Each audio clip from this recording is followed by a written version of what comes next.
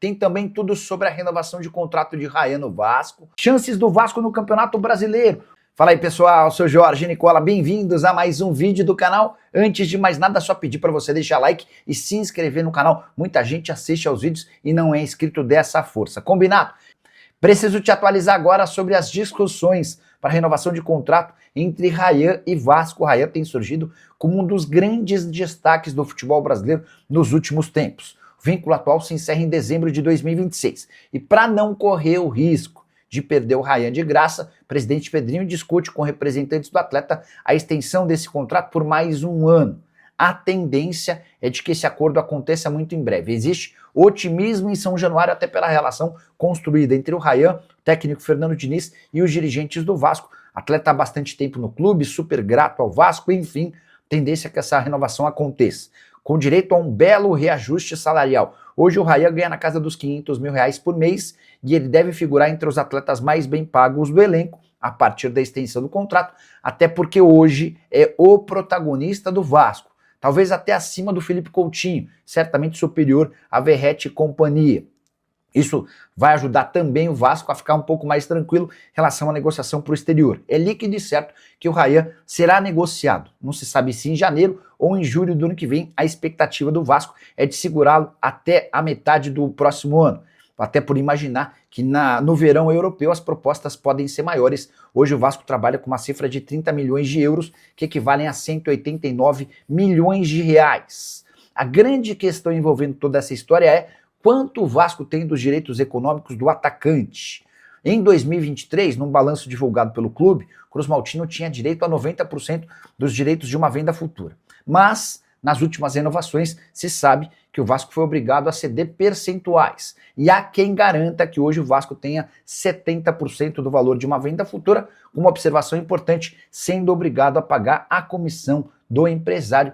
Aguardemos cenas dos próximos capítulos, que dá para cravar é que hoje o Rayan é um dos principais atletas em atividade no futebol brasileiro. Hora de falar sobre o Vasco da Gama. Cruz Maltino briga pelo quê? No Campeonato Brasileiro, nesse momento o time é o 9º colocado, 36 pontos conquistados. Torcedor do Vasco, diante do bom momento do time, 4 vitórias nos últimos 5 jogos, terceira melhor campanha do retorno, está focando a briga por Libertadores da América. Fui consultar os matemáticos da Universidade Federal de Minas Gerais para entender as possibilidades do Vasco. Para o pessoal da Universidade Federal de Minas Gerais, chances de Libertadores de apenas 8%. Da Sul-Americana, 64%. Rebaixamento 1,3%. Mas, porém, contudo e todavia, esses 8% para Libertadores levam em consideração apenas um G6. Hoje a 6ª colocação é do Bahia, que está 3 pontos à frente, não, são 7 pontos, 4 e 3, 7 pontos de vantagem em relação ao Vasco, tá? Só que tem um detalhe super importante. Se o Flamengo ou o Palmeiras forem campeões da Libertadores e o Cruzeiro campeão da Copa do Brasil, o G6 vira G8. Dessa maneira, o Vasco precisaria apenas ultrapassar o São Paulo, que está logo à frente dele, a diferença de apenas 2 pontos. Diante disso, dá para dizer, especialmente pelo ótimo momento do Vasco, que o Cruz Maltino entrou para valer na briga por vaga em Libertadores. Mas vai depender de suas forças e também de uma combinação de outros campeões para que existam mais vagas em Libertadores da América. E você, o que pensa sobre o futuro do Vasco? Registre sua opinião no espaço para comentários, beleza? Começar trazendo grande notícia para o torcedor, né? Porque nós estamos vivendo os últimos dias aí de grandes notícias. A chave está virando do Vasco, né? A juíza Caroline Rossi Brandão, que acompanha de perto o pedido de recuperação judicial, aprovou o pedido de empréstimo, DIP, que é aquele empréstimo para quem está nessa modalidade, na recuperação judicial. E o Vasco tem a instituição financeira Crefisa como o banco, que vai ceder 80 milhões de reais. O Vasco justificou por que precisava desse aporte, por conta das receitas e despesas para fechar o caixa. E a magistrada entendeu que o Vasco não infringiu nenhuma lei, lei das SAF, lei Pelé, enfim, nenhuma lei que rege todo esse processo. Aprovou e fez a ressalva que o Conselho do Vasco não precisa fazer nenhuma votação para aprovar esse empréstimo, porque no entendimento dela, as garantias dadas não são trocas. 80 milhões por 10% da SAF, tem nada disso, são garantias caso não haja o pagamento. Então está tudo aprovado e os recursos já vão começar a entrar nesse final de mês de outubro, início de novembro. São as boas notícias, né? Para que tenhamos um fim de ano tranquilo. Fora que o time está subindo no Campeonato Brasileiro, já é o 9º colocado, poderia ser ali o 7º ou 6º colocado, porque desperdiçamos pontos importantes ao longo do Campeonato Brasileiro. Vou pegar 5 aqui rápido. 3 contra o Vitória lá, vencemos por 1-0, eles com 1 a menos e levamos a virada. Só aí são 3 pontos. Aqui contra o Ceará, estávamos vencendo até o último lance. 5 pontinhos, com 36 iríamos a 41, estaríamos brigando pelo G6 da competição, onde o Vasco tem totais condições sim de terminar esse Campeonato Brasileiro. Aliás, uma informação que eu soube aqui, de bastidor para você, torcedor, da série, você sabia que o planejamento da 777 do ano passado indicava que 15º lugar do Campeonato Brasileiro estava maneiro. O negócio era ficar na primeira divisão. Ainda bem que o Pedrinho e os seus pares botaram os caras para correr em maio. Aliás, ontem, o New York Times divulgou que o Josh Wander está sendo acusado de fraude, corrupção, enfim, e muitos crimes nos Estados Unidos, né? Em maio do ano passado, a gestão 777 foi afastada do comando da SAF. Agora tem a discussão na Fundação Getúlio Vargas, na Câmara de Arbitragem, tudo isso. Mas o Vasco da Gama se livrou de uma boa, né? Não foi o presidente Jorge Salgado e seus pares que viram isso, muito menos a KPMG, mas o Pedrinho com os seus pares, eles viram e, botaram para correr. Nos livramos de um problema, né? Eu só fico triste que ainda tem gente que não viu isso, né? Continua com um discurso político na história. Eu mesmo revi o meu conceito, o erro de avaliação do que foi passado, enfim, e segue o jogo, meu irmão. Vamos à luta. Bom, só lembrando que ano passado batemos 10º lugar e fomos à semifinal da Copa do Brasil. Preciso falar agora sobre o Vasco da Gama, onde é que o Cruz Maltino vai jogar quando São Januário estiver em reforma. E a tendência é que essa obra comece muito em breve. O Vasco conseguiu acordo para venda do potencial construtivo e deve embolsar em breve 500 milhões de reais. Algumas alternativas já têm sido estudadas pelo presidente Pedrinho. As mais naturais, Luso Brasileiro e Newton Santos. Embora exista a questão do Newton Santos com um gramado sintético. O Vasco ainda pode se fazer valer especificamente em alguns jogos do Maracanã, do Mané Garrincha e do Kleber Andrade em Cariacica, no Espírito Santo. Importante registrar que o Vasco ainda nem começou as obras no seu estádio, mas já foi procurado por alguns administradores de estádio oferecendo alternativas para o Cruz Maltino. A Arena Joinville e a Arena Amazônia são 2 dessas possibilidades. Há 2 anos, praticamente, né, em janeiro de 2024, Pedrinho, ex-comentarista, né, ex-jogador do Vasco, assumia como presidente. A primeira coisa, quem era contrário, foi remeter ao Roberto Dinamite. Mais um ex-jogador que vai se meter na política, vai se dar mal, vai jogar a idolatria dele no lixo, reconhecimento do torcedor.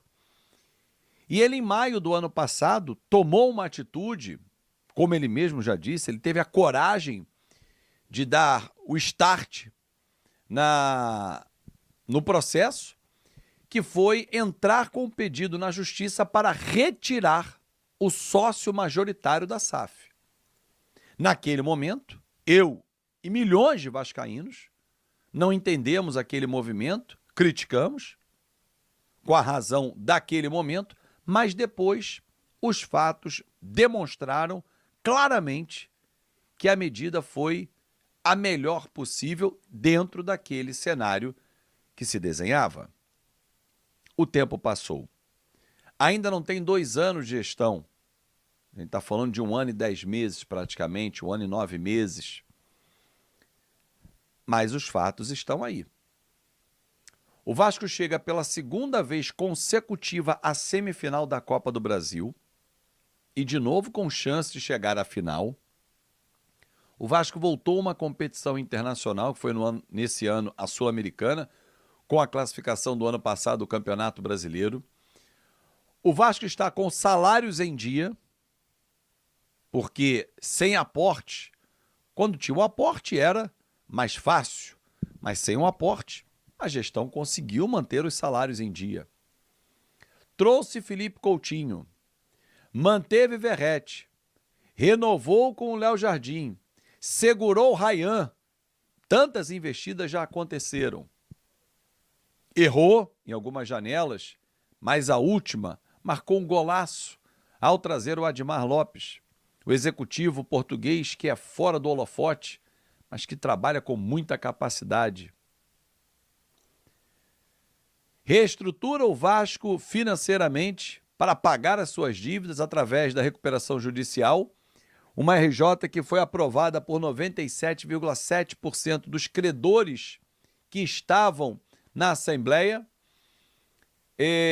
A dívida, ainda não há esse número fechado, mas ela vai cair pelo menos pela metade, com um período de carência para começar a pagar, para você ir ao mercado em busca de um novo investidor, mostrando a ele um plano de ação. Olha aqui, ó. Você vai pagar tanto, tanto, tanto, tanto a cada ano, um ano, tá? Você tem um planejamento para oferecer. A reforma de São Januário vai acontecer. O potencial construtivo está aprovado. O documento já está com o Vasco. Agora está na parte final de negociação com o comprador para, enfim, começar a reforma que todos nós, torcedores, merecemos. Vai levar 2 anos e meio a 3, mais ou menos esse o período. Deve começar já no início do ano que vem. Então a gente projeta 26, 27, 28 sem estádio, reabrir em 29 ou final de 28. Mas ampliar a capacidade, hoje 20, para pelo menos 48 mil. Nike, assinada já com 7 anos de contrato, vigência a partir de 1º de janeiro. Gente, ainda tem mais. CT, passando por modernização. Ah, mas eu não estou nem aí pro CT. Erro seu. Porque os nossos jogadores, aqueles que nós torcemos, precisam de uma estrutura. E hoje eles têm uma estrutura muito melhor, tem uma área molhada, tem um estacionamento de mais qualidade para os atletas quando chegam, tem uma área de convivência, tem uma harmonia muito grande interpessoal dentro do CT. Tem hoje equipamentos que não existiam para melhorar a performance dos atletas. E vem mais. Vem mais investimento no CT. A ampliação já está orçada em obras de 30 milhões de reais. Não é a ampliação total, porque o Vasco ocupa 1/3 do terreno e pode ocupar ainda mais 2/3. Então tem muita coisa ainda para ser feita. Mas 2 anos, vamos arredondar a gestão do presidente Pedrinho, e aí a gente está personificando nele, utilizando ele como um símbolo, mas não podemos esquecer do entorno, do time que está com ele, porque é esse time que faz a operação, a roda girar, a operação ser realizada. Os vice-presidentes, o Paulo César Salomão, Renato Brito, cada um na sua área, um na área jurídica, o outro na área do potencial construtivo. E tantos outros, os presidentes de poderes também, o João Rich, o Alain Belaciano, figuras que às vezes não aparecem para vocês, mas que fazem parte do dia a dia. VP de comunicação, o Tangerina, como a gente o chama, né? O Marcelo. Cara, então assim, a equipe de comunicação do Vasco, tendo à frente no futebol o Matheus Babo, o Marco Vasconcelos, o Greg, a Patrícia na comunicação institucional, o Vinícius, enfim, gente, os fotógrafos, a galera, é uma galera boa, a Vasco TV. Quanto o Vasco andou em 2 anos, a segurança do Vasco, pessoal da rouparia, pessoal do DESP, tendo à frente